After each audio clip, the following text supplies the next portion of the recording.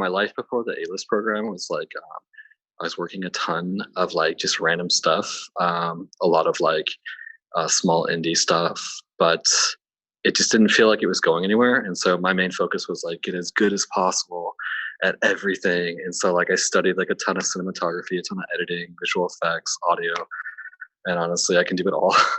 I can do it all to like a professional level. Like, but I saw people who like didn't have like a whole lot of talent getting on these huge sets, like gigantic, like way bigger stuff, way better stuff than I ever, dreamed of being on. And I was like, okay, so apparently it's not like just how good you are, there's more to it. So, and again, like, I'm obviously not the best at any of those categories I mentioned, but just like to a level that was like, competent, to shoot short films, to DP things, to work in the corporate world and stuff like that. But it just, yeah, it wasn't opening the doors to kind of like more Hollywood stuff, So my desire for joining the A-list was to work with professional crews making Hollywood productions and high-end documentaries and commercials. The A-list methods that I've used, and the one that I probably used the most was how to get on shoots. And so I just started like hitting up anybody who was working on like a short film and asking them if they needed PAs or whatever, and checking out like my local city's film commission, and just being intentional about meeting people who were working on stuff, even if it was for free. And then through that, I made relationships.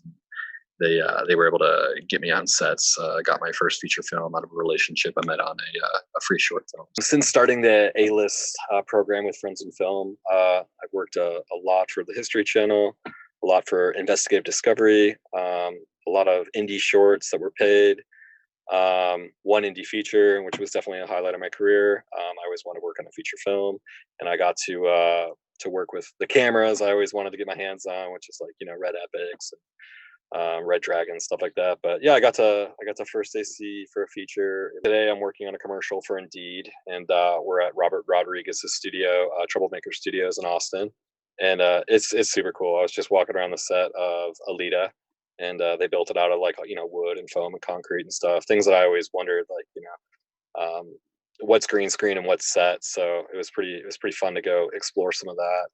And yeah, like right now we're eating lunch in Robert's green screen room. It's this huge wall of green, and I guess that's where he shot the movie Sin City, like all in that one room. So even at a pretty young age, I realized I'd rather do like an apprenticeship. I'd rather follow or get mentors in an area rather than going to school for something. So especially something like the film industry that doesn't need degrees, and nobody's asking for that. Nobody, from what I've seen, nobody cares about that stuff at all.